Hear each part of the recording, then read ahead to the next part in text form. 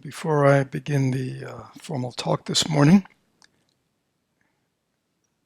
most importantly, are there any questions about the practice of mindfulness of the breath, mindful breathing? Is there a little feedback on this or something? No, it's okay? Sounds okay? Must just be me. So again, any questions about the practice that we did today? Anybody who's new or not clear about how to practice mindfulness of the body, mindfulness of the breath while sitting, while walking, as well as how to deal with the mind and the thoughts that arise in the mind.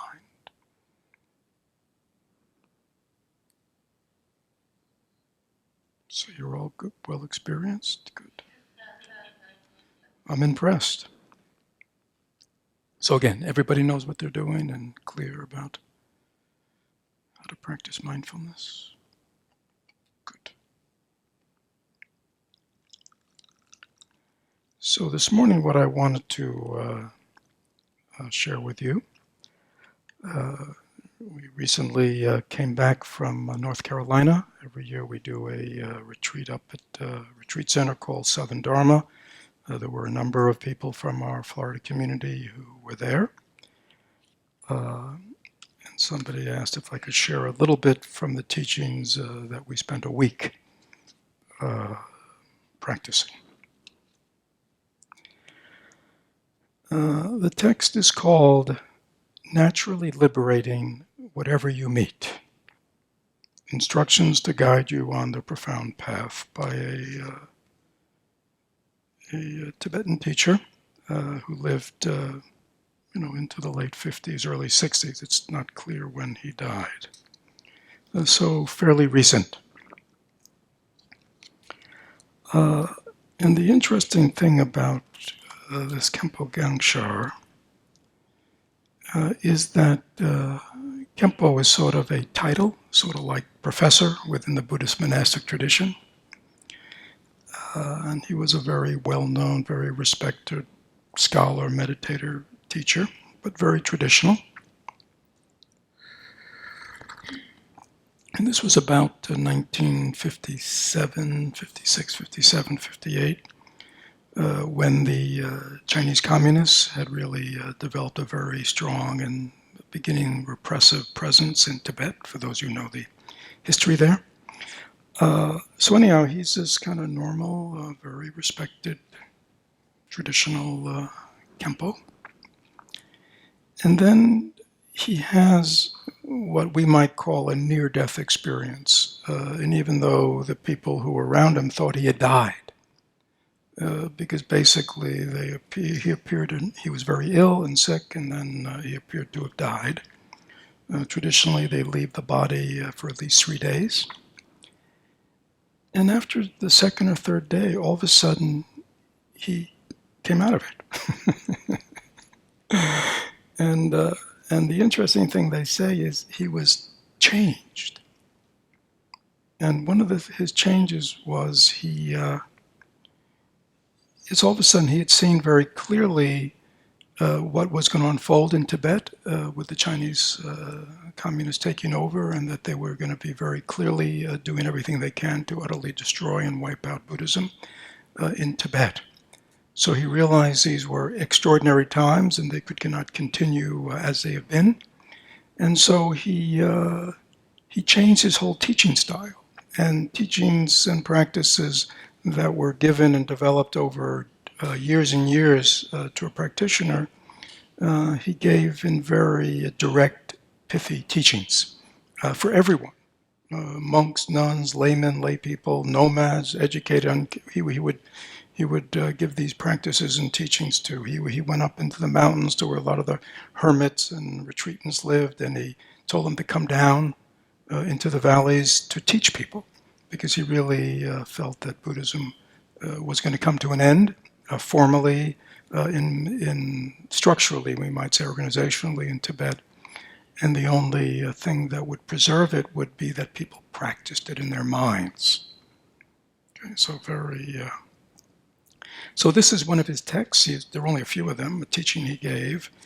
And it really mostly deals with what's in Buddhism we call the nature of mind. But I won't get into that. That's something to be done on retreat.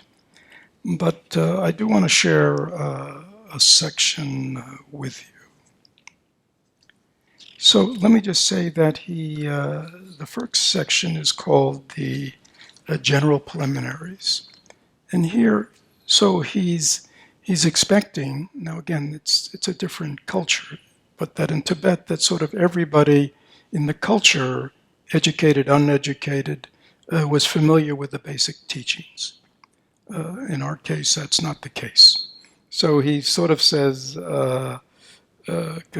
first of all, begin with the preliminaries. And what he's really talking about here is, and I won't go into it today, is that one basically kind of understands some of the fundamental teachings that help us understand what's going on in the world. These are teachings about impermanence, how everything is changing, how nothing is solid, nothing is stable, everything is totally in flux. And the second thing is, why are things in flux? Is there a reason? And that is causes and conditions, cause and effect. So the reflection on impermanence, the reflection on cause and effect or karma, and what's called the unsatisfactoriness of worldly life. Something here in America we have trouble with, but it really answers in these teachings why it is that even though we exert so much effort in this life to gain happiness through acquiring things, reputation, money, relationship, that we go about it we work so hard to be happy.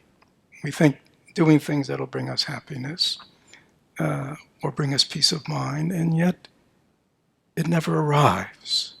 There's a fundamental kind of unsatisfactory to this type of living, which in Buddhism is very much reflected on, and the reasons why.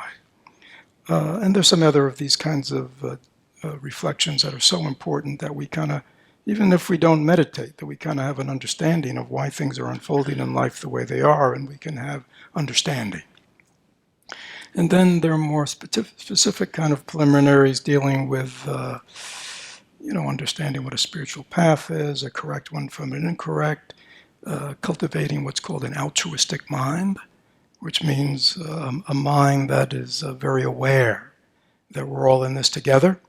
And so I'm not only, I'm not just thinking about myself and my own happiness and my own ending of suffering, but I have an altruistic concern for the well-being of all, as well as various kinds of specific practices. So those are the ordinary preliminaries. But what I want to share with you today is what he calls the special preliminaries, and this is all within a section that is preliminary to the main practice, which is about understanding the nature of one's own mind.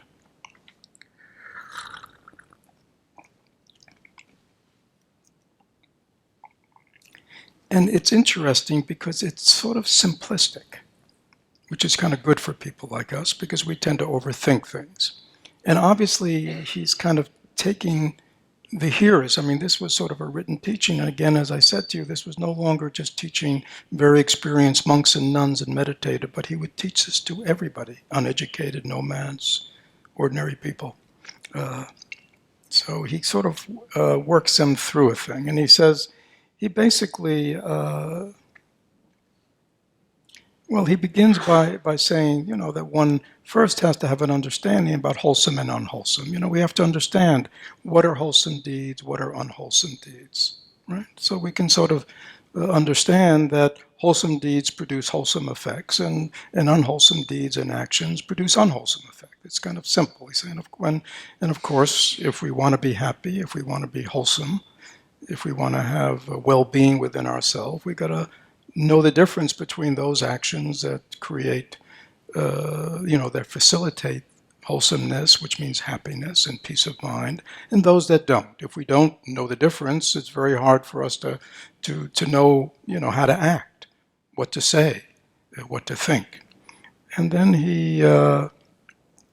so he says, so that's the first thing. And then he says, in terms of the actions and the deeds, then he says we have to decide, what is most important in terms of knowing the wholesome from the unwholesome. Is it our body? Is it our speech or our mind? Traditionally in Buddhism, we say that's sort of, that's that's who we are.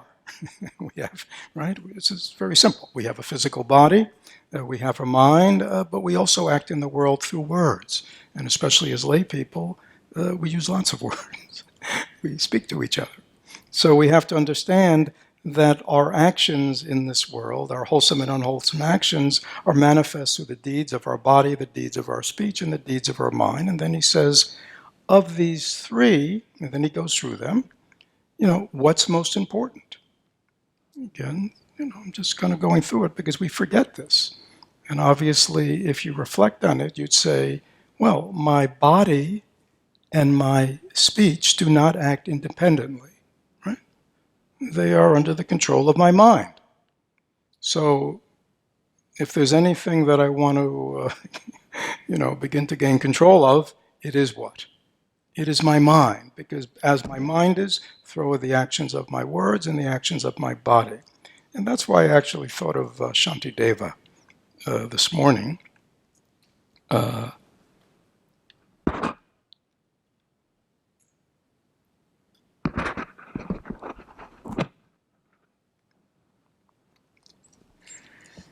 We always think the problem's out there, but the problem is us. So this was a good lesson. Okay, so that's all. Thank you. That is better. Good. There's a deep lesson in that one. And so he says, it's a line very famous, and those we teach this a lot in our community. He says, harmful beings are everywhere like space itself. Impossible it is that all should be suppressed. But let this angry mind alone be overthrown. It is though all foes have been subdued. To cover all the earth with sheets of leather, where could such amounts of skin be found? This is sort of pre-vegan days. But with the leather soles of just my shoes, it is though I cover all the earth.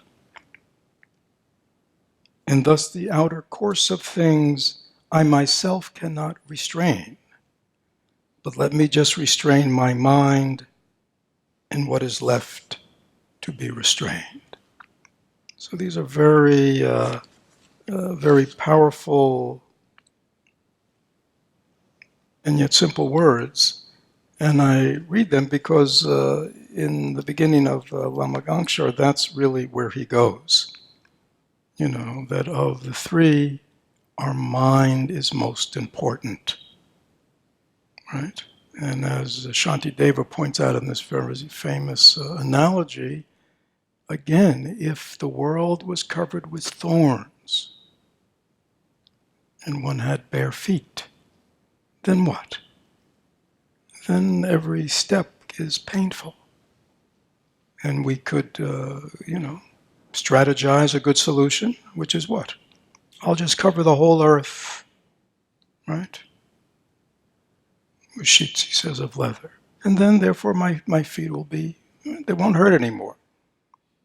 Is that clear? And that's basically our strategy in life, right?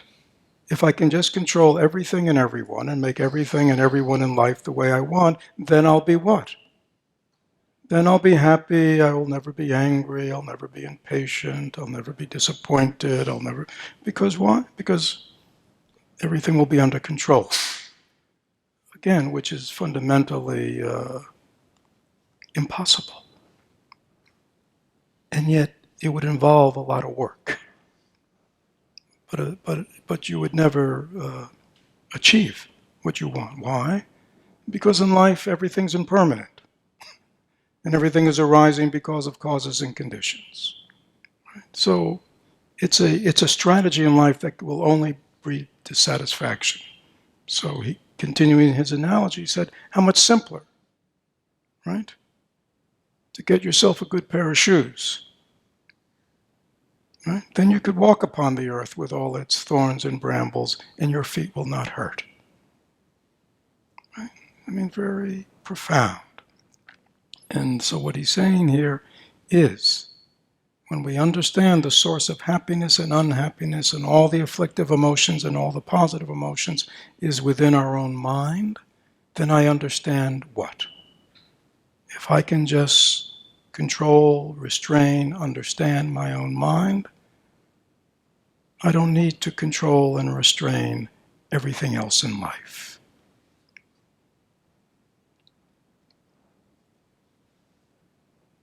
Once you master your own mind, now I'm back to Lama Gangshar. Once you master your own mind, neither friend nor enemy will be able to benefit or harm you. If you don't gain control over your mind, then wherever you go, wherever you stay, attachment and anger will automatically well up. You must understand that your mind is the root of all joy and sorrow, good and evil, attachment and anger. Right? Very simple. And yet very profound, if we really take it to heart, if we really reflect on it, and if we really live by these words. And then he quotes a great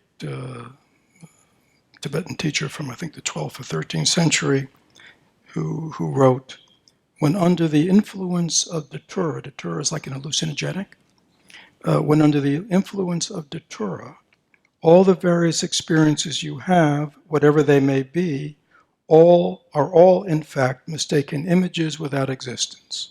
Right? So he's basically telling, when you take some kind of psychoactive or drug like that, the experiences you have, even though you may be having lots of experiences, right? They're all basically what? Sort of hallucinations. They're all distortions, right? So they have no real existence.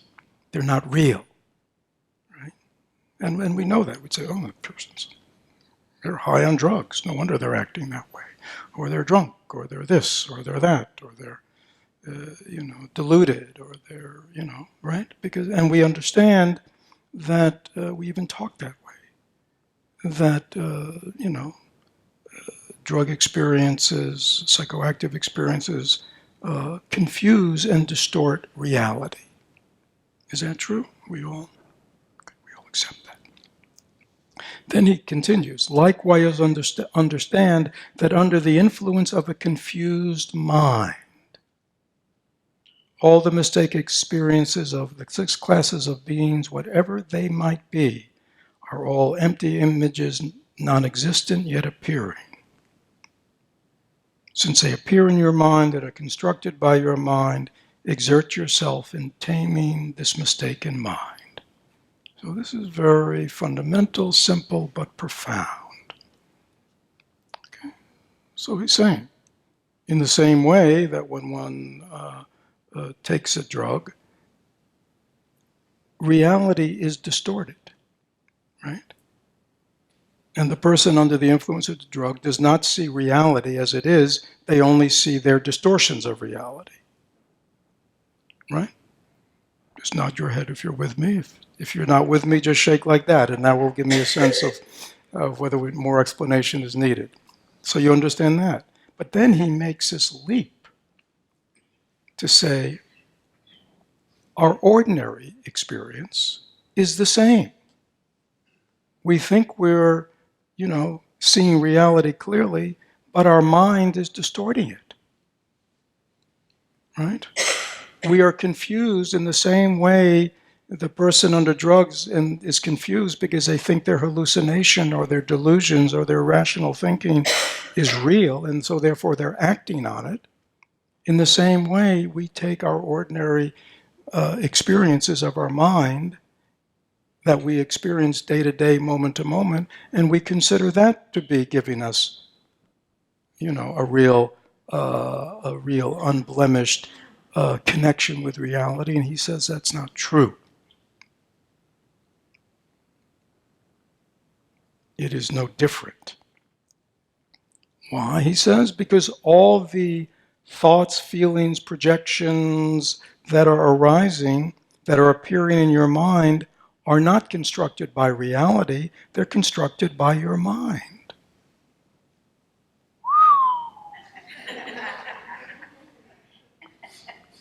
I mean, very simple. And because this is what...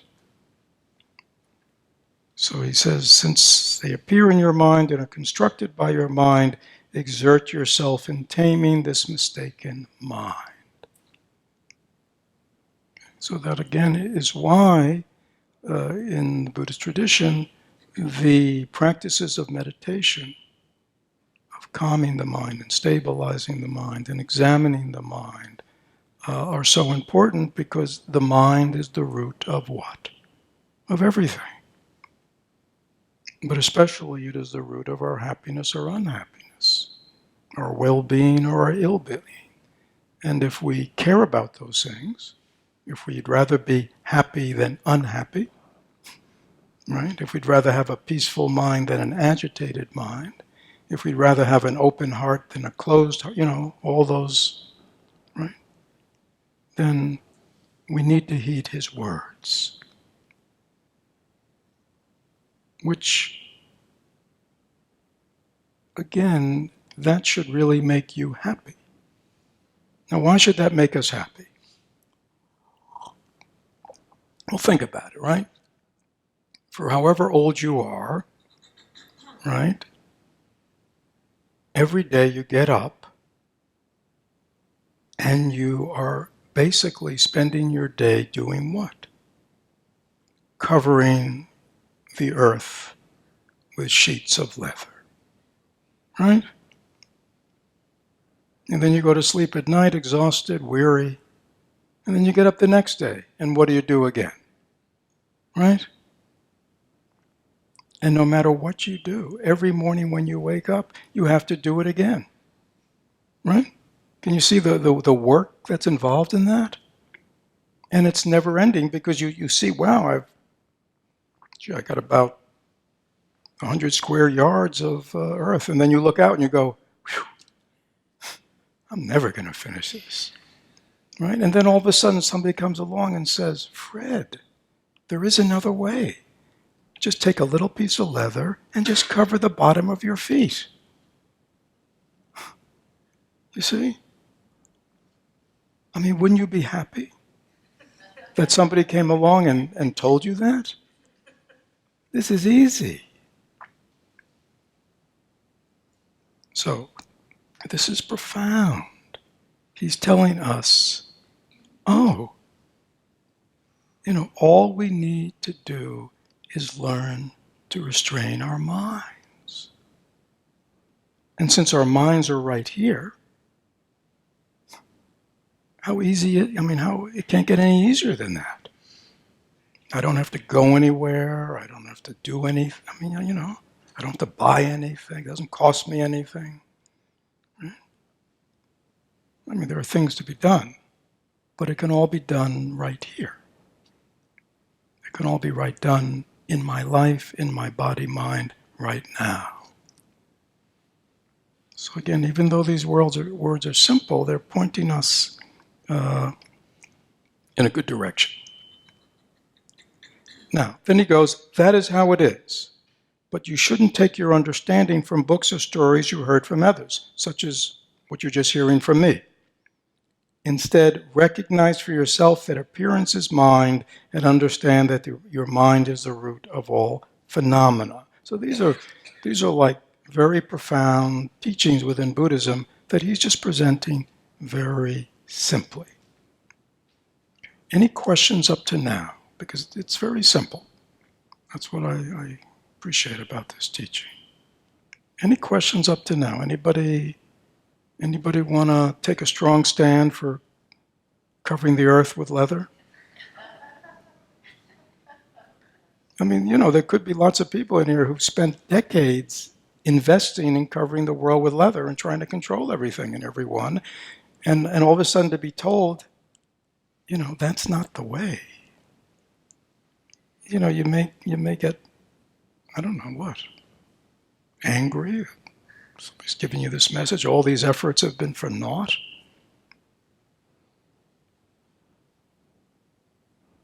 Anybody attached to their covering the earth with leather? Just checking. Anybody not get what he's saying? I mean, don't be shy or have a question about it or it doesn't sit right.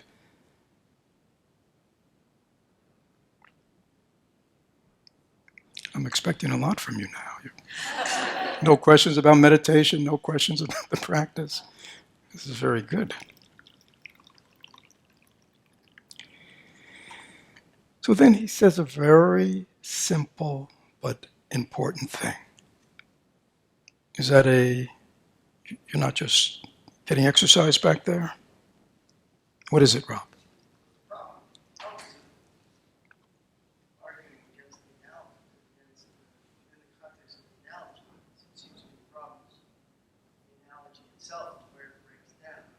Uh-huh. Problems in practice are not like, it's not as cut and dry. It's more like, remember reading about this, there's certain people that have like a stroke, and then their left hand starts doing things completely independent of their attention. Mm-hmm. Mm-hmm. And there was this guy talking to this neurologist, and he's buttoning his shirt with his right hand, and his left hand comes behind him. Mm-hmm. He starts unbuttoning everything. Mm-hmm. Like, I swear it's not me. Right. Clearly it is him. Mm-hmm. So, I mean, it seems like it's more like that when you run into problems with practice. It's not like, it's like when you come up with the intention of covering your feet, there's something that comes up underneath that sneaks up behind you and keeps, next thing you know, it's like taking your shoes off. And you're like, wait a minute, what the hell am I doing now? Back to covering the rocks with leather again. Right. So let me just summarize because I think they're recording this. So if I understand you right, you're saying, hey, it's not so simple, Fred. Right? It's just stopping to covering the earth with leather and just covering your feet because, things are a little more complex and lots of things arise in the mind, seemingly outside of your control. And you use the example of someone who has some kind of neurological disorder or something and their bodies are kind of acting independently, right? Is that a good summary? Yeah, so one has to practice. It's not like you just get it, you see. Yeah, you have to practice. And the fundamental practice that we begin with is mindfulness, right? Just like you said. So if all of a sudden your intention is to unbutton your shirt and you notice that your other hand is coming along behind and, buttoning it up, you're aware of it. Now, which is different than somebody who has a neurological disorder, which is a physical disorder, which is, there is really, I mean, again, I don't know. Maybe there are things they can do, but it's something where it's happening involuntarily and they have no control. We have control, but we are not aware. And you're absolutely right that some of this stuff we are so used to doing, it seems so automatic, right? That all of a sudden you just find yourself, doing what you've always done. I understand. Isn't that what we're all dealing with? That's why we practice. We practice mindfulness. We practice awareness. We practice slowing down.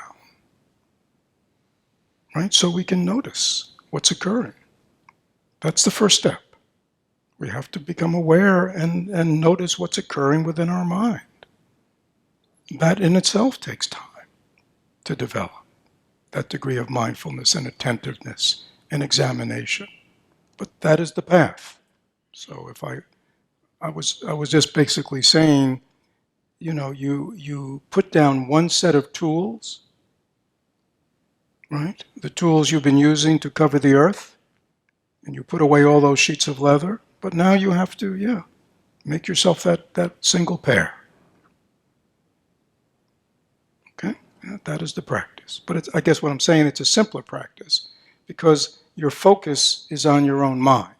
You're not watching everybody else's mind. We're so busy watching everybody else's mind and watching everybody else's behavior and watching everybody else's speech and so concerned about everything and everyone, right? And so upset and angry and scared and about and disappointed by everything and everyone that we never stop to go, hold on. Where is that anger, disappointment, fear, etc. arising? It's arising in my mind. So let me continue, okay? So thank you for that. I don't mean to oversimplify it. The concept is simple. The practice takes a lot of diligence, okay?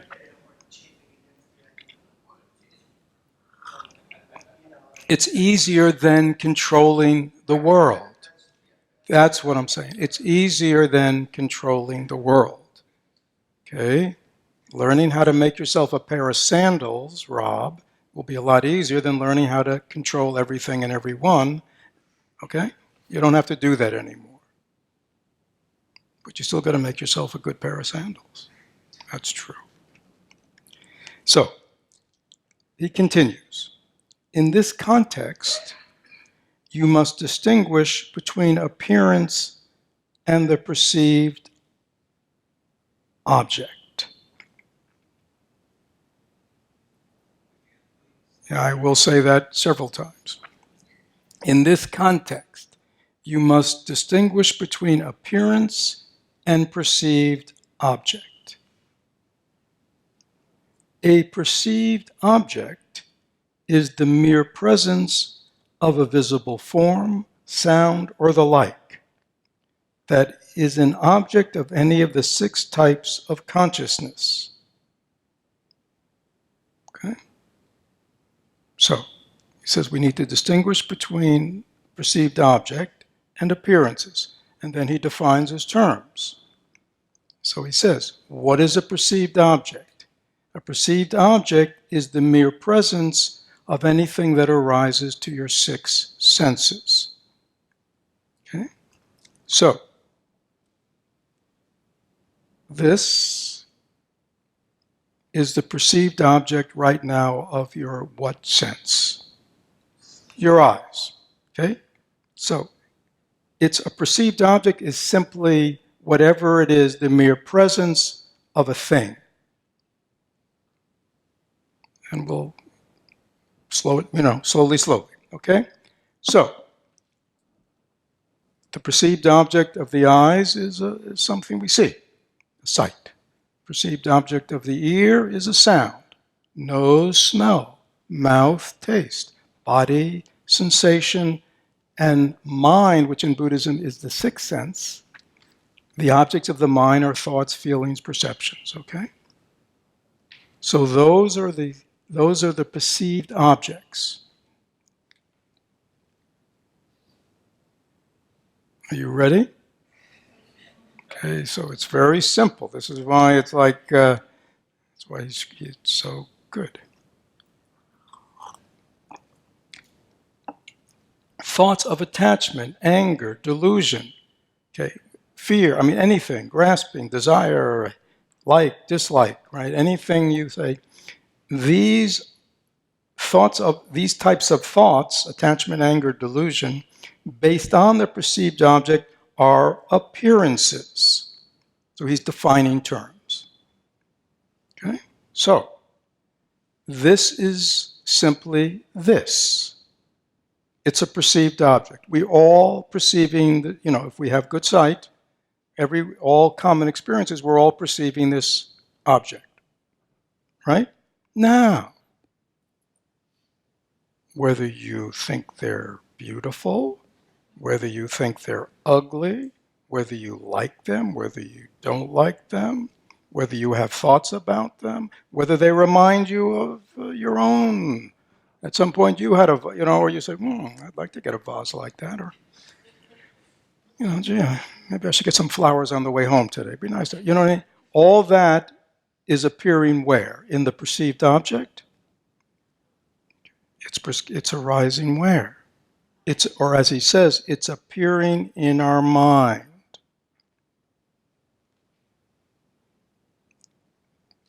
Thoughts of attachment, anger, delusion based on the perceived objects are appearances. For example, the feeling of attachment to a pleasant object, the feeling of anger toward an unpleasant object, and the indifferent feeling toward something neutral.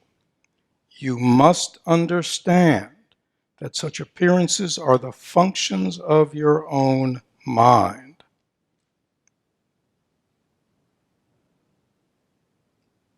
You get this, and you are on your way.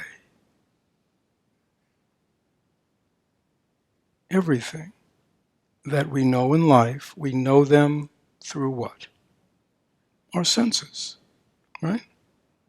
Our eyes make contact with objects, right? We see. Our ears hear sounds, our nose has smells, our mouth tastes, right? Is that clear? Those are just the bare experience of life.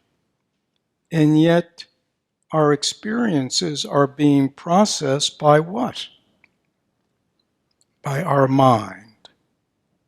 And all the things that appear in the mind about the perceived object. The problem is we confuse them. And we take the appearances that are appearing in our own mind as the thing itself. Like somebody just said to me the other day about their husband, I think. Well, he sort of has a lot of irritable habits. I couldn't help but point out, I don't know what he is doing. He's just doing whatever he's doing. The irritation, the irritableness is not in him. Where is the irritableness? Right? Take a guess. Where is it? What?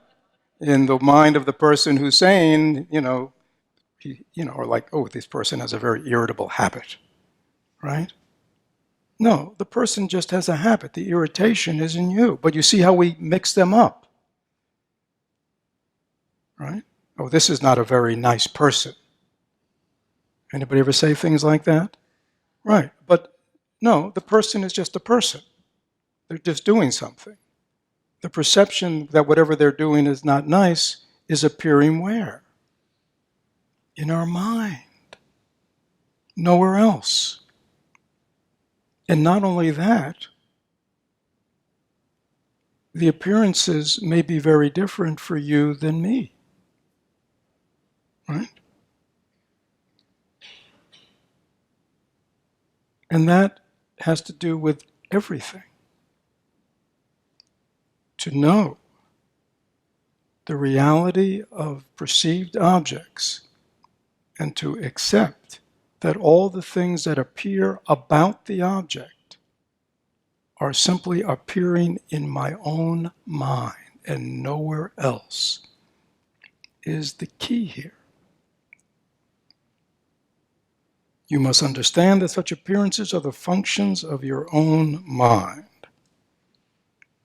Due to mind, perceived objects such as form, sound, and so forth have appeared, but they are not mind.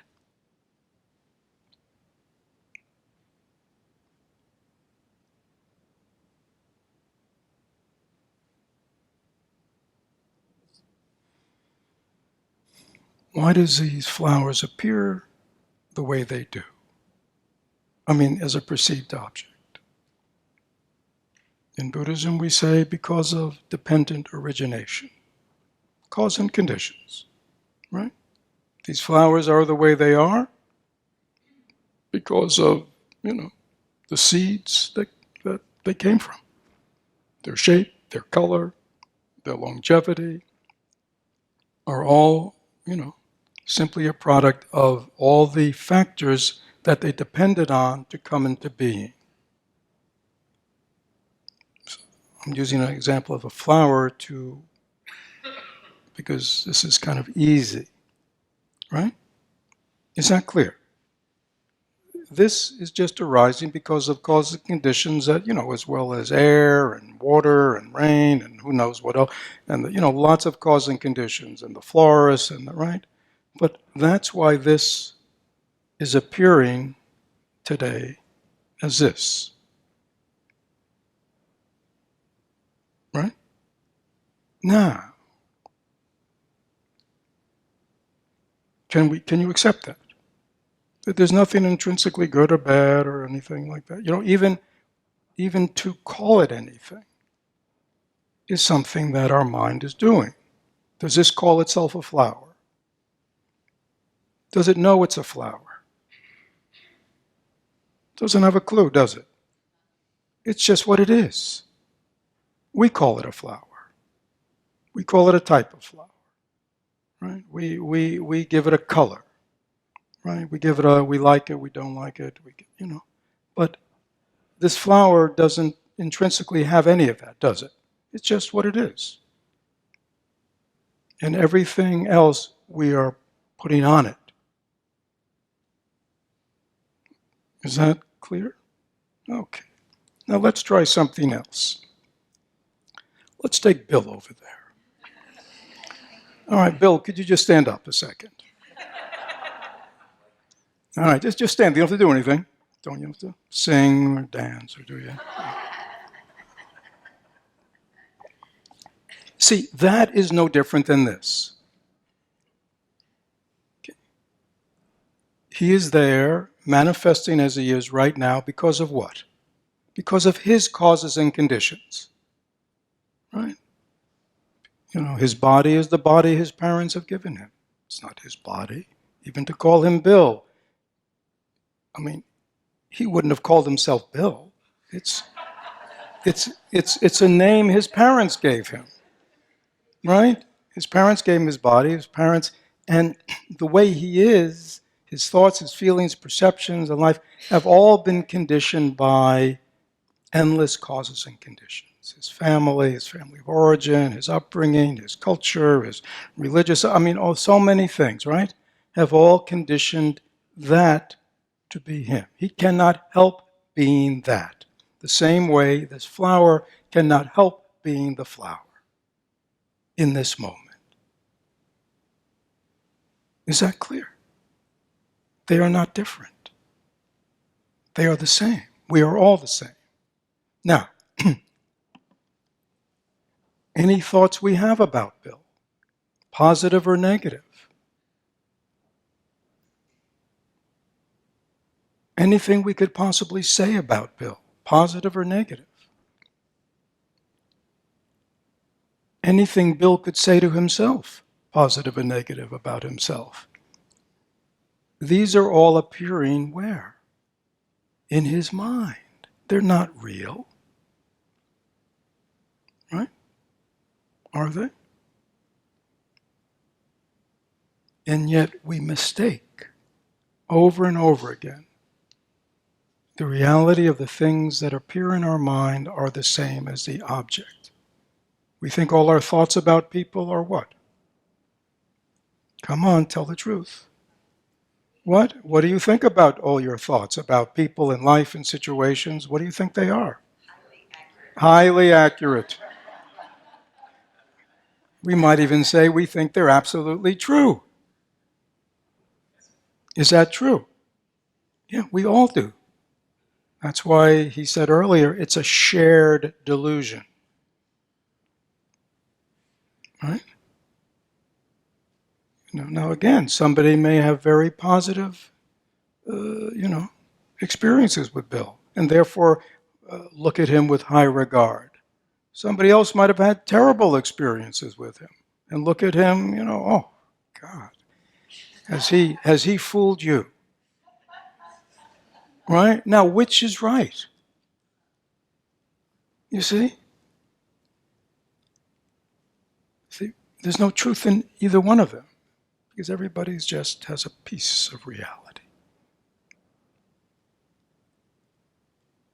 So therefore, we understand that any thoughts we have about Bill, and we may have thoughts about Bill, positive or negative, are not Bill. They are simply our thoughts about Bill. They are appearing in our mind. You can sit, Bill, thank you.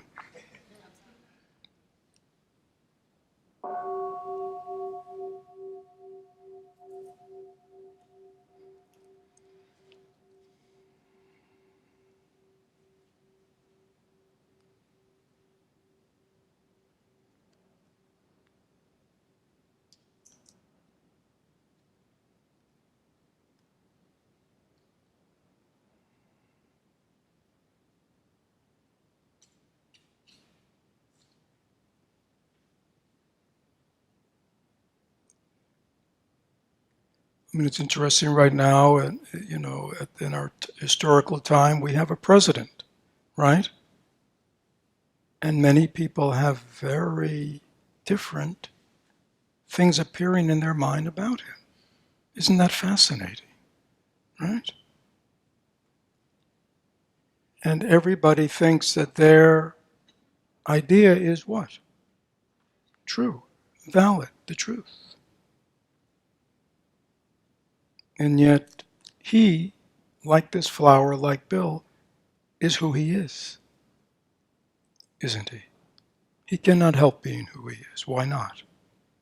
Because he is the product of his causes and conditions, just like this flower.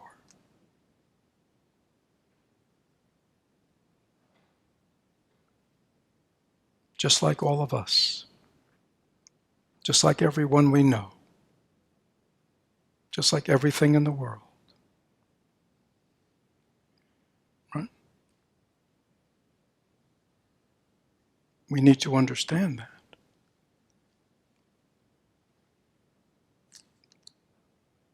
In the big scale of things and in the little scale of things. Just our most intimate relationships and friendships.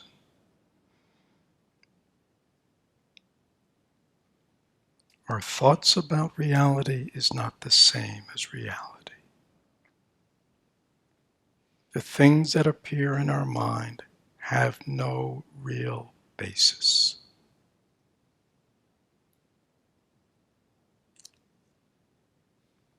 How many thoughts have you had since you've been sitting here today? Anybody have more than one? How many thoughts do you think you've had today? Well, you're pretty good.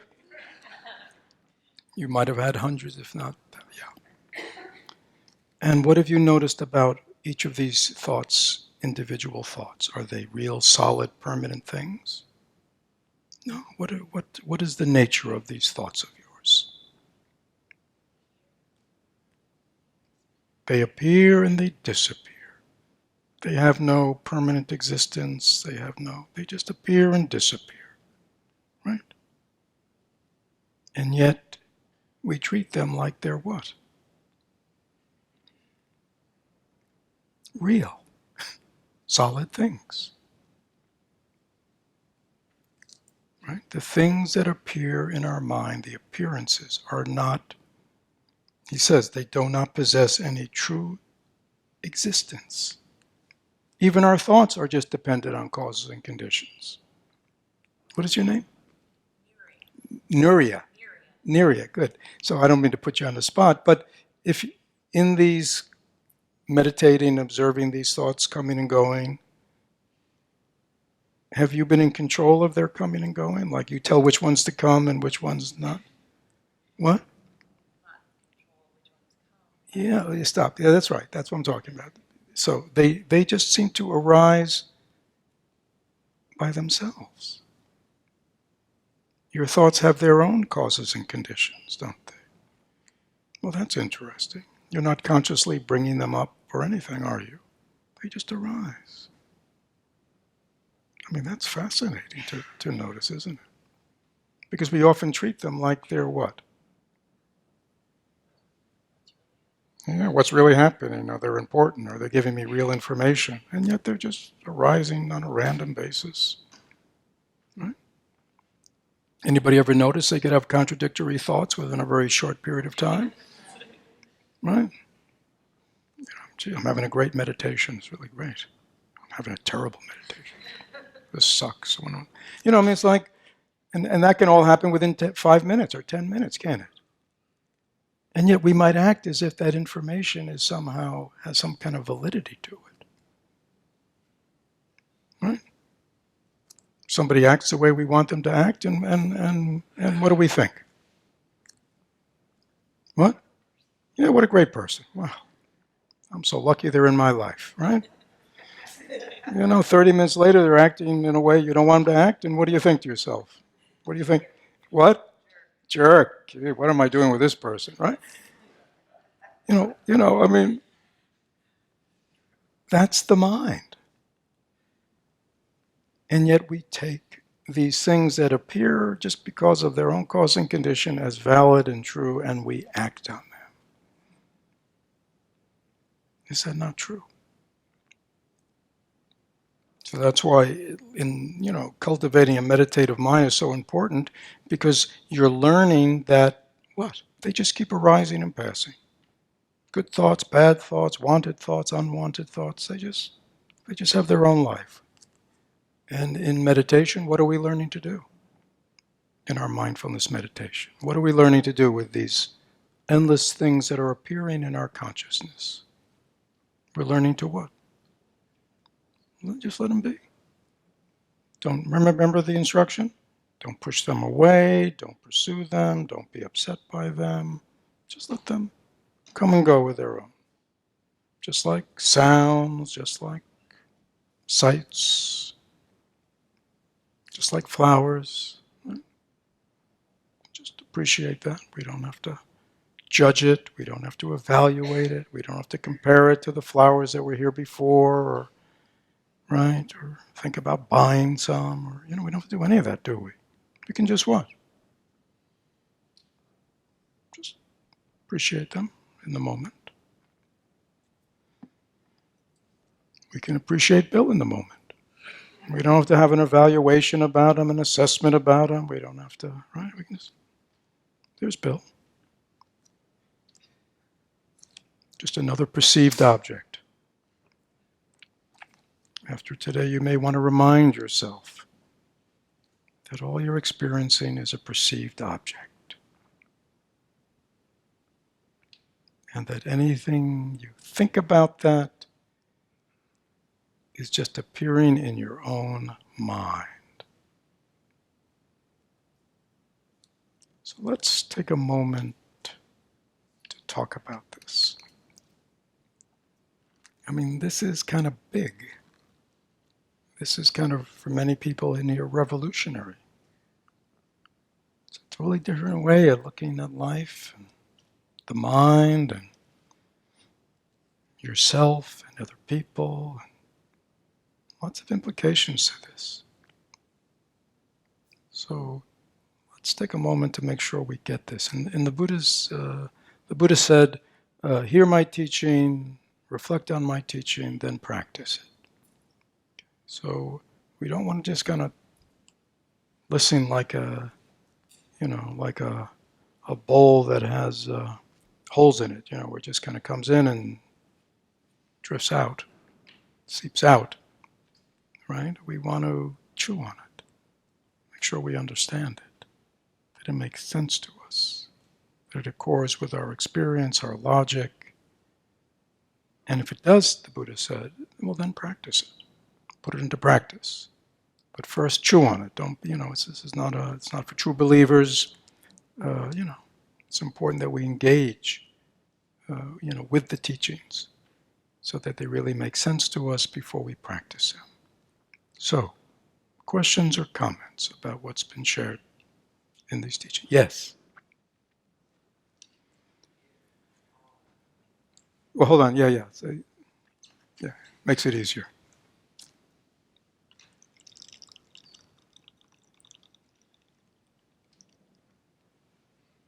Hi.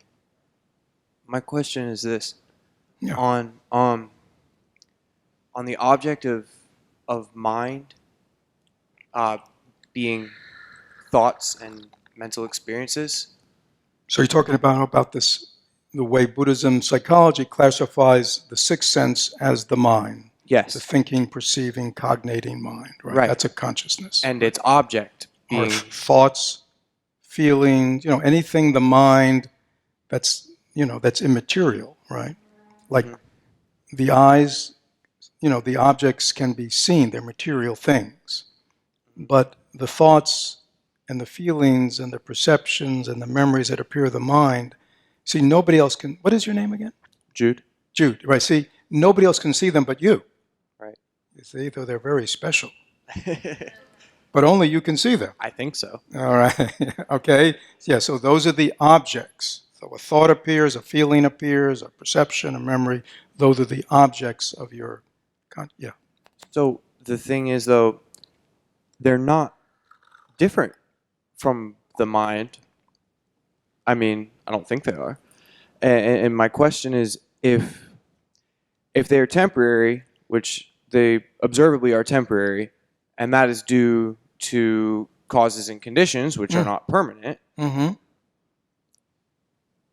is that the same thing as saying that they are interdependent with other mental causes and conditions, that they're impermanent, and that the impermanence is not separate from their unity with the mind itself and all the other thoughts of the mind? Is that it? Do you think that is the same statement, and is that the same statement in Buddhism? Let me make sure I understand what you're saying. So I think what you're saying is, so these thoughts that arise in the mind on their own, and the feelings and the memories, sort of when you're meditating, they just, right, and that you become aware of them now, right? So they're now the object of your awareness. You're aware you have a thought, you're aware you have a feeling, right? So these are also just arising, they're impermanent, and they're arising causes and conditions. But he's also saying that in the same way, right? So let's say, Jude, a memory arises in your mind. Okay, a memory of something, a pleasant memory, right? Now, the pleasantness of the memory is not in the memory, it's in your experience now of that. So you are actually, things are appearing in your mind about this memory, right? In the same way, we have thoughts, right? And many of us, in relationship to our thoughts, things appear. That's a pleasant thought. Let me grab onto it. There's an unpleasant thought. Let me push it away. But that whole pleasant, unpleasant is just more appearances. The thought is just a thought. It's just arising because of causes and conditions. I guess I'm asking, isn't the thought itself just an appearance? Like the flowers, we conventionally observe them as flowers, Yeah. but they're also carbon dioxide and soil and sunlight and all these other things, and so are we, and so is everything else. So everything is fundamentally, everything is just appearing and has no substance. All perceptions. I hear an answer of yes, if that same way of thinking is applied to the thoughts within the mind. Yes, exactly. Okay, thank you. Right. That is why we are learning to what? To observe them. To observe them without reacting, without needing to push them away, because we understand that they are just thoughts, feelings, perceptions that have no substance. So we don't have to do anything. Right? We think we got to get rid of them. We think we got to, but really we just got to let them be. And they will what? Disappear. That is because that is their nature. What does it mean it's their nature? They don't have any solidity.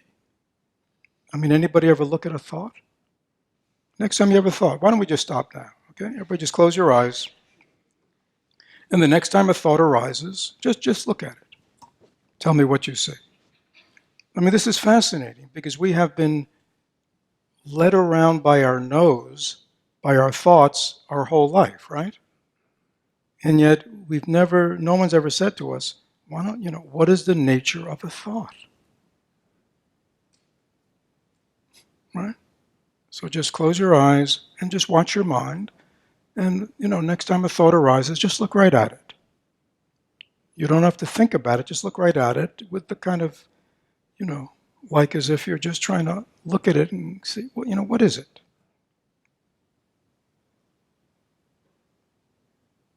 Is there anything solid, permanent there? in what I call a thought, or what you call a thought. Just watch your thoughts and just look at them. Are they solid, permanent things? How long do they stay around? One thought, especially when you look right at them. So we're doing a little experiment. This is like a laboratory, except the lab is in our own mind.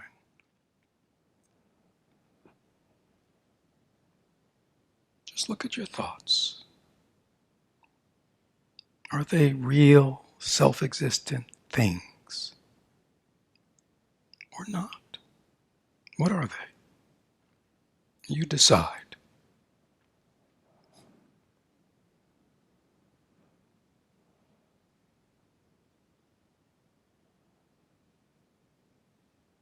What is the nature of a thought?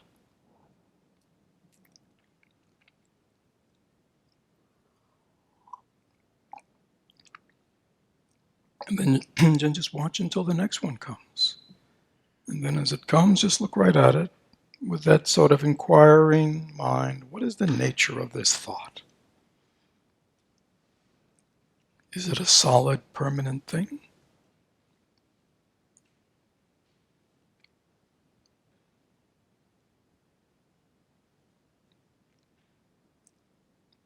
Is it an entity that I can grab onto? And what is the nature of a thought?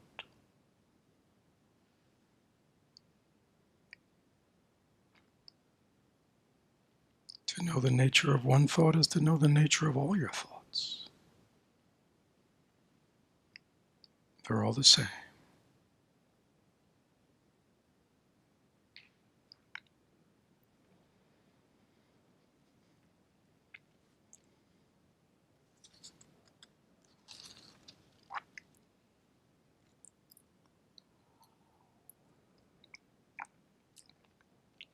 Just a few minutes more, just keep looking. Just as the thoughts arise, and they continually arise, just kind of see if you can just look at one as it's passing. And look right at it with this kind of investigating kind of quality. What is this? What is its nature? This thought.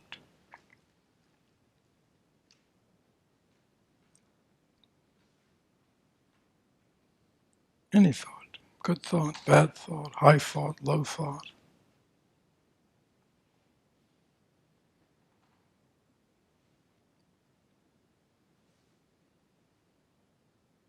Wanted thought, unwanted thought, whatever you want to call it. What is the nature of a thought?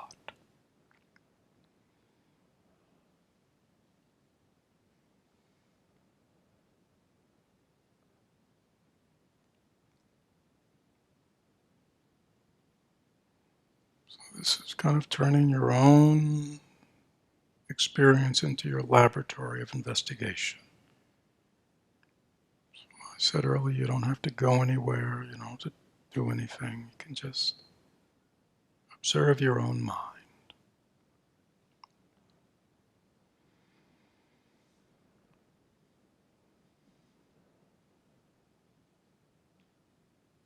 With that kind of inquiry, what is the nature of my thoughts?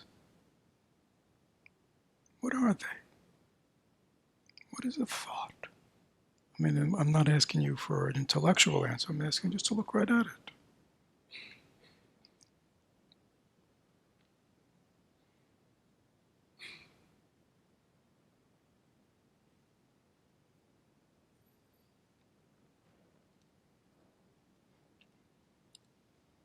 Anybody want to report back from the laboratory?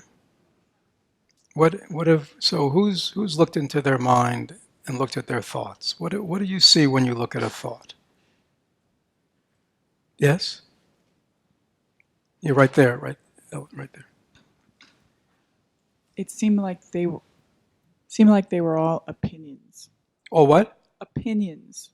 Right, that's the kind of thought. But I'm asking you, when you look right at a thought, what is a thought? Is it a thing? Are those opinions solid things when you look at them? When you look right at them in your mind, Ellen, What do you? It seemed to just disappear. They disappear. Other reports back from the laboratory of your mind when you look at your thoughts? What do you see? Yes, sir. Well, well, I actually thought it was an interpretation of reality, right? Well, again, I'm not asking you to think about what your thoughts are. Yeah. I'm asking you just to look right at a thought. It's sort of like if I said to you, what is your name? Dan. Dan. If I said to you, Dan, smell these flowers, you'd have to what? Smelled the flowers. Right, but you'd have to get off of your seat and come on over Yeah. here, right? I mean, if you started going, well, I think they smell like that, or I go, well, Dan, come on, it's a little simpler than that, all right? So good. So what I'm asking you to do here is like that, is just look at a thought. Not how it is, not how it functions, but what is a thought? It's interesting. It's like the last question we've ever thought of asking ourselves. Like, what is a thought? Because we have them all the time, and they run our lives. So why don't you look at your thought? Even that thought of their interpretation of reality. When you look at that thought, it's an interpretation of reality. What do you see when you look in your mind directly at that thought? It's nothing in particular. It's nothing. It's no thing. Yeah, interesting. Yes, behind you in the green. Well, that's what I was going to say. It's not there. You can't find it. You can.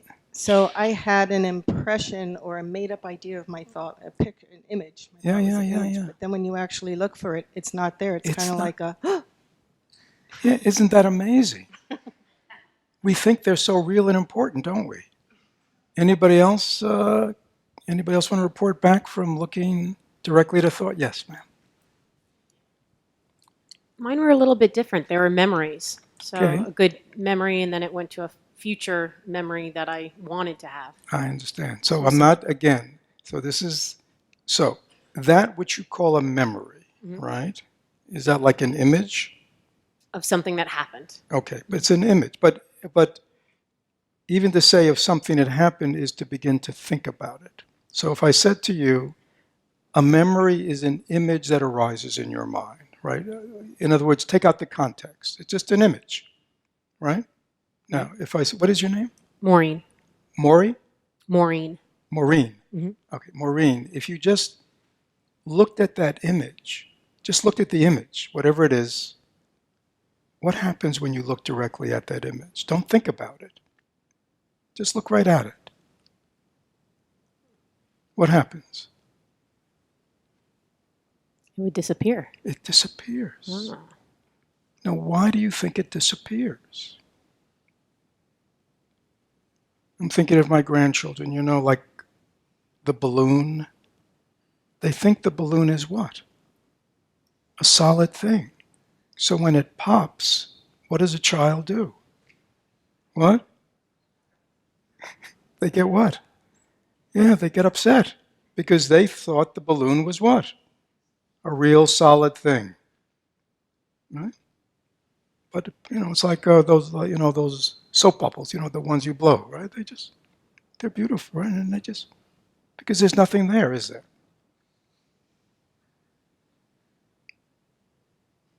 So it's interesting, isn't it? So that's what I'm saying. It's hard for us because we think about everything, don't we? But this is not that. This is just stopping and just looking directly at a thought, a perception, a memory. Just what is it? It's interesting. And all of a sudden you look and you see what, Maureen? Nothing. Nothing. It's not a thing. It appeared, right? We don't deny that it appeared, right? We don't deny that the balloon doesn't appear to be what? A solid, round thing, right? But when you put a little pin in it, you realize its nature is what? Filled with air.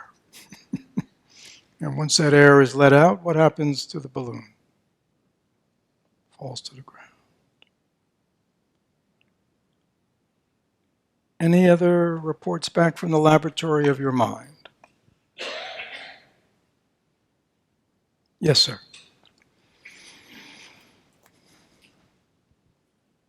Thank you. This is a very valuable experiment.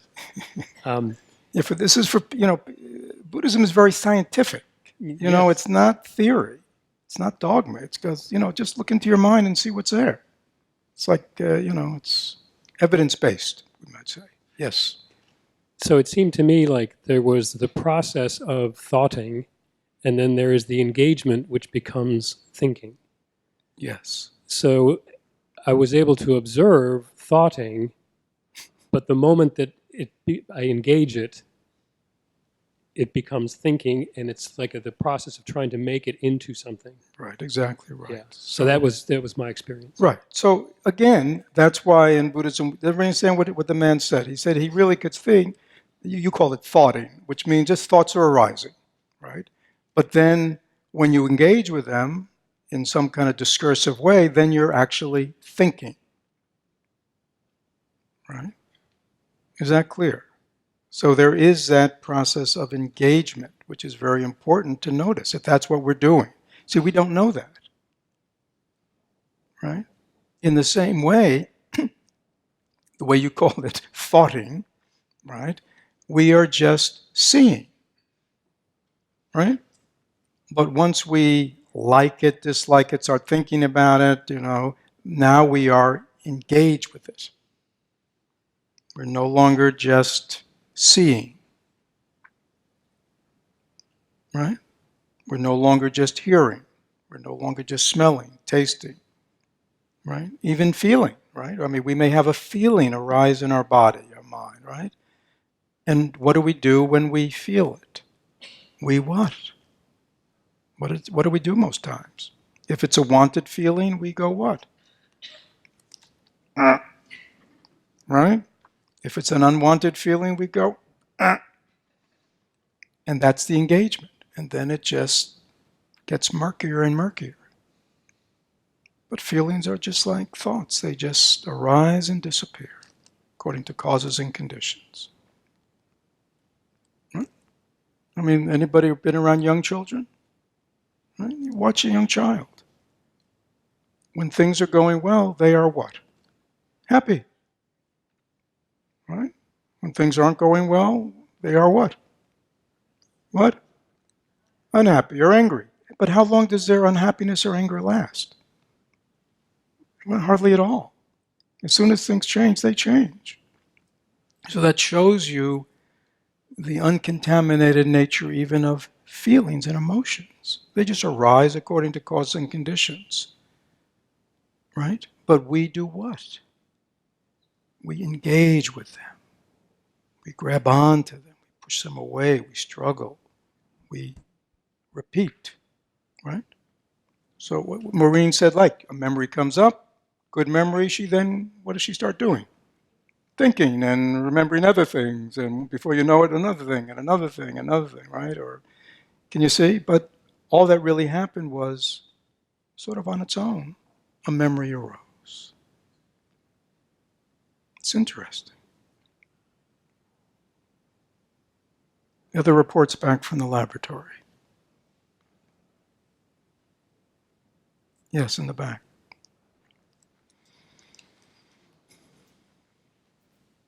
Not a report back, but a question. Uh-huh. So, if I'm in total control of my perceptions of Bill and that flower, then what do I do with that? I mean, Spoken like a good American. There it is, Paul. Right? It's like, all right, now what do I do? You see? Why do anything? Why not just, when you see a flower, just be with the flower? Right? When you're with Bill, just be with Bill. Just, have an experience. I mean, what's there to do? What am I missing here?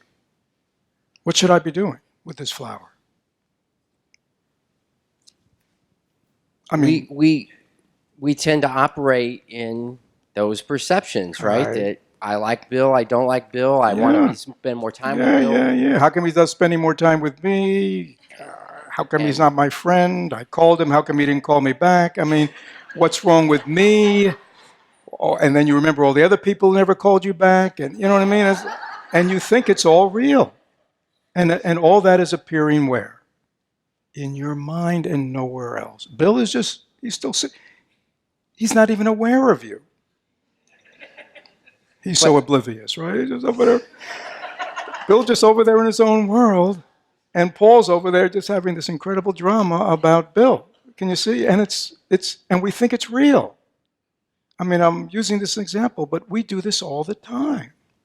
We think our thoughts are real, and we just fabricate, and we think they're real. I guess what I was looking for Yeah. was that we would substitute them with positive versus negative, because it almost seems to me if you completely let go of everything, then you're just kind of an empty vessel of nothing. You're just... Well, you may be surprised that that's not the case, but that is the fear, you see. Right. You know, it's the fear of an addict. If you've ever been around addicts, or if you've ever been addicted to anything yourself, when you talk to an addict or someone who's addicted to anything and you talk to them about not doing that anymore, their first response is what, Paul? Oh, no. Oh, no. What's going to fill that empty void? Can you see it? Well, there's lots of things. But so that's very good. That's this unrealistic fear. Yeah, it's like, you mean like what? So you mean what happens if I just enjoy the flower as flower and Bill as Bill, and just go through my day just being at ease with everything and just responding to everything without a lot of drama? So you're going to miss the drama. No, but even just sitting and accepting Bill as Bill, to me, that's an appearance. Well, you're not going to do anything. I mean, remember, as I said, traditionally these teachings were very developmental. They still are. There's a whole path here, right? So what Lama Gangshar did, he goes, we don't have time anymore, right? All the institutions, and he was correct. I mean, basically, the Chinese communists destroyed 10,000 monasteries, and put all the teachers in jail. You know what I mean? So he was right. He was saying the only thing that's going to keep Buddhism alive is that people practice it in their minds. And so he kind of put it all out there. Right. So he skipped over, a very usual part of practice, which is the cultivating of wholesome and the non-cultivating of, unwholesome. Right. He just kind of skipped, let's get beyond wholesome and unwholesome and just, see things as they are. But from the point of wholesome and unwholesome, right, rather than having a negative or an unwholesome, angry, hating, whatever thought about Bill, it's better to have a loving or an understanding or a compassion. Yes. So there's a lot that's skipped over because of the nature of these teachings, but they're still interesting. So does that answer your question? Yes. Did somebody in the back? Yes. Okay, so those flowers did not appear here all by themselves. Somebody had to go to the store and make a decision on those flowers. Exactly. So if everything is a nothing thought, how do I make any decisions? Like I'm standing there and there's pink and yellow and orange. Yeah. That's perfect. How do I Okay, make a decision from that? So we're not, as Paul was wondering, we're not just empty idiots, right? Yeah. So no, we have a mind that can discriminate and discern, right? That's one of the functions of this thinking mind, and it can be used, such as somebody. What is your name? Jill. Jill. So somebody says, Jill, would you please go to the store and buy such and such a flower, such and such a color? Jill doesn't walk in there and, just kind of by the first thing that comes her way, right? But that is not, that's at the time, you see. You see? Or there are times in our life when discernment and discrimination is beneficial, right? But the problem is we overuse that. It's going all the time. I mean, we just walk around the world making discriminating remarks about everybody, right? For what purpose? You see, it's like out of control, and we think that all these discriminating remarks we make about reality is reality, right?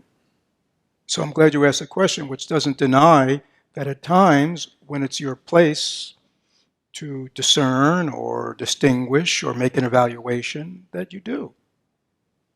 But So you're saying we do that from a balanced position? a what? Say that again. I mean, I've got the yellow and the orange and the purple. How do I decide I'm buying purple?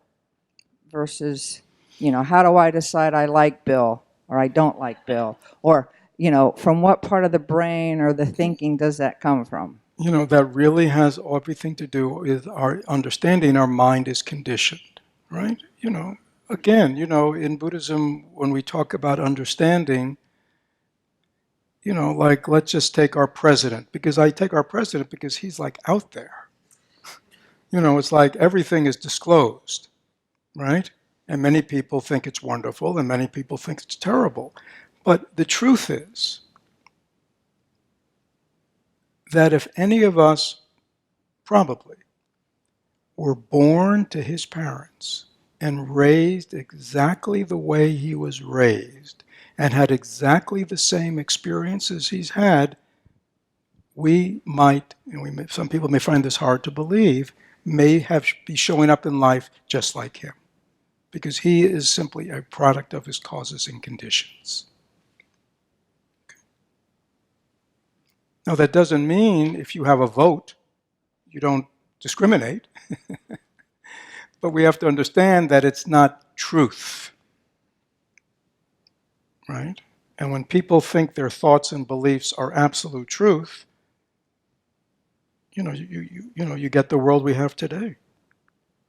People kill each other, right? Hurt each other, do violence for each other, to each other, right?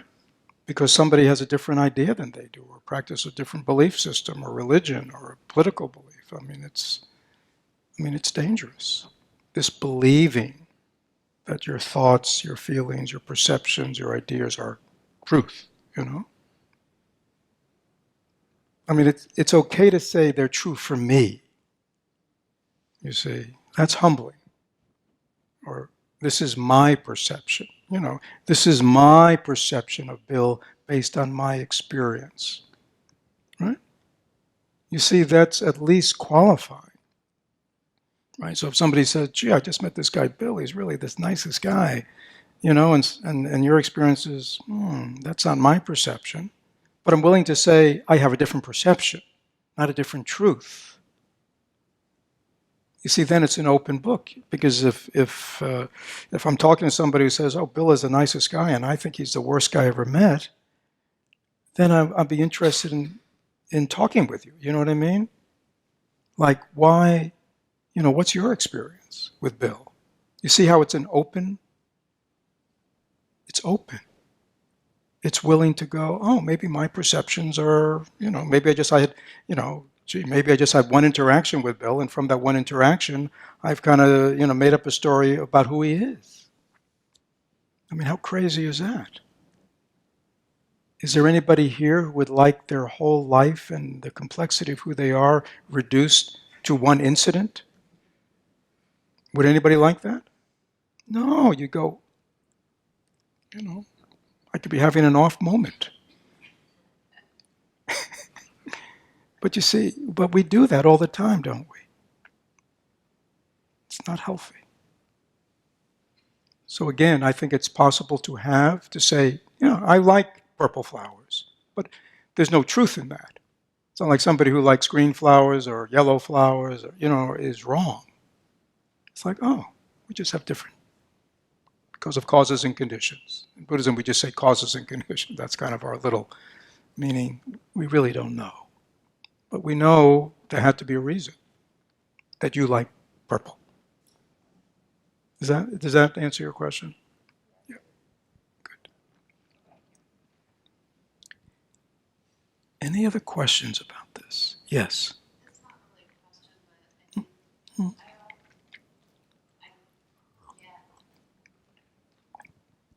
I get the idea, the truth that if that we are a product of our causes and conditions, and if I was brought up that way, I would be that same person. Mm-hmm.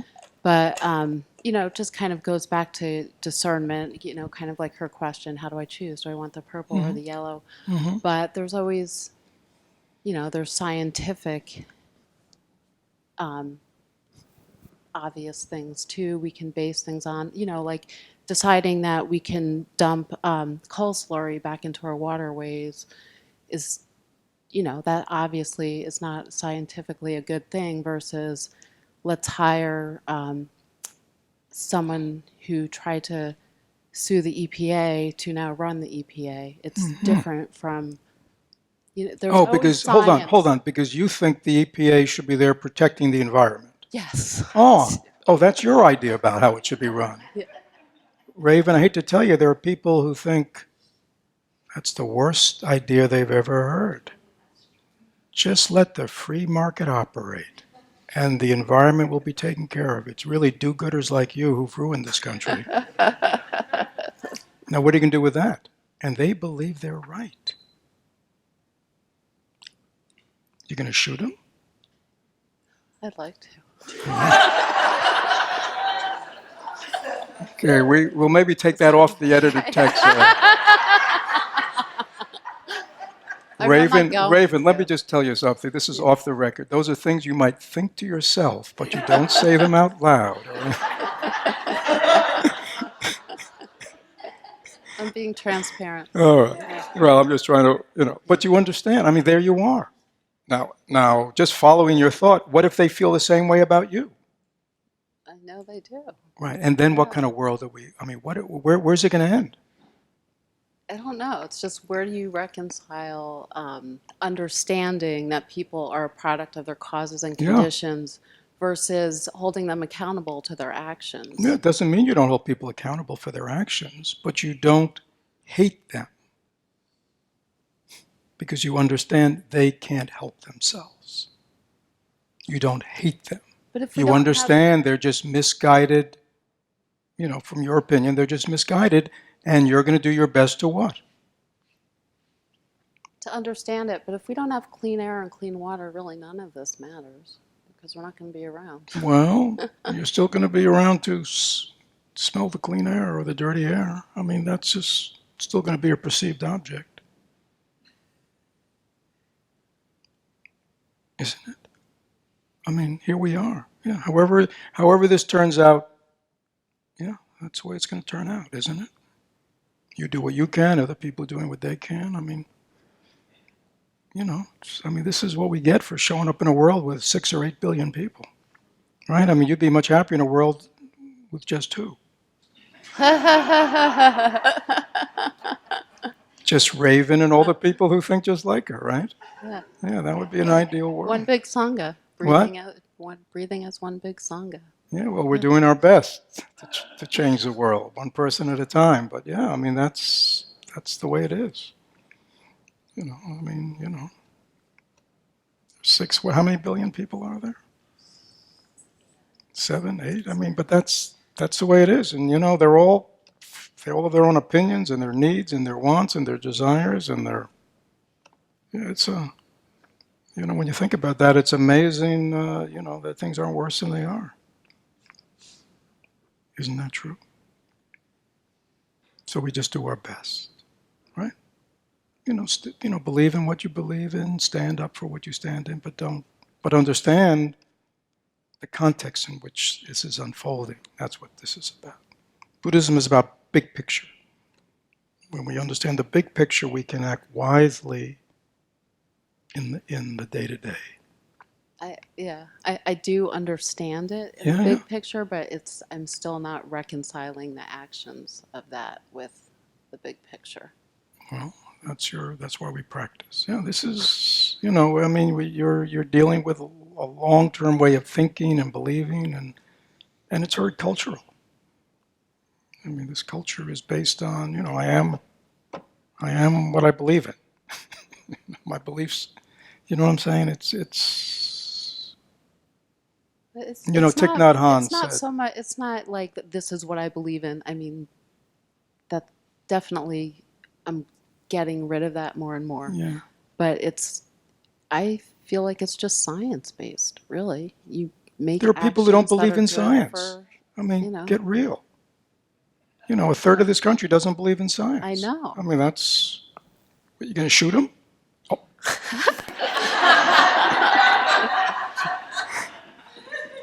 Don't say it.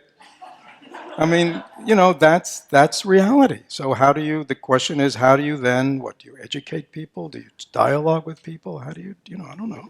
Yeah. I mean, and that's Everyone what we need to spend talk money on about. education. Well, yeah, but things are what they are. This is what we got. I mean, Okay. I wish it could be different. There's always the argument that what does it even matter because the Earth will still be here, we won't, but it's okay. Yeah. The Earth may be better off without us.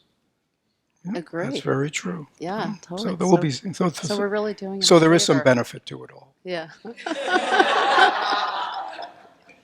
Exactly. The animals may be happier. The plants may be happier. Yeah, whatever's yeah, left. Yeah, we have not been that great. Cockroaches and the rats will be really cockroaches will be free to go wherever they want to go. So there may be. I mean, it's serious, but that's true too. So it is 12:30. So let me just say some final words. So it's good to have these discussions, but they have to be practiced. Again, so what we're doing today in our day of mindfulness, in our day of being present to our own minds, is, see if you can observe yourself. Like it's a silent day, you're going to be doing mindful eating. See, can I just eat without generating all kinds of what? Thoughts, like, this is good. It's like almost every bite we have to comment. As if the food is good or bad, is tasty or not tasty. That is simply what? Those are just appearing in the mind. It doesn't mean that you may not have a thought, this is delicious. But there's nothing intrinsic in the food that's delicious. Somebody else could be eating the same thing and hating it. And knowing that, you can relax. So watch your mind, see if you can really watch throughout the rest of the day the difference between, can I just see the perceived object as an object and really distinguish between all that's appearing in my mind, and then remembering that when you look at whatever's appearing in your mind, it disappears. Everything's more open and spacious.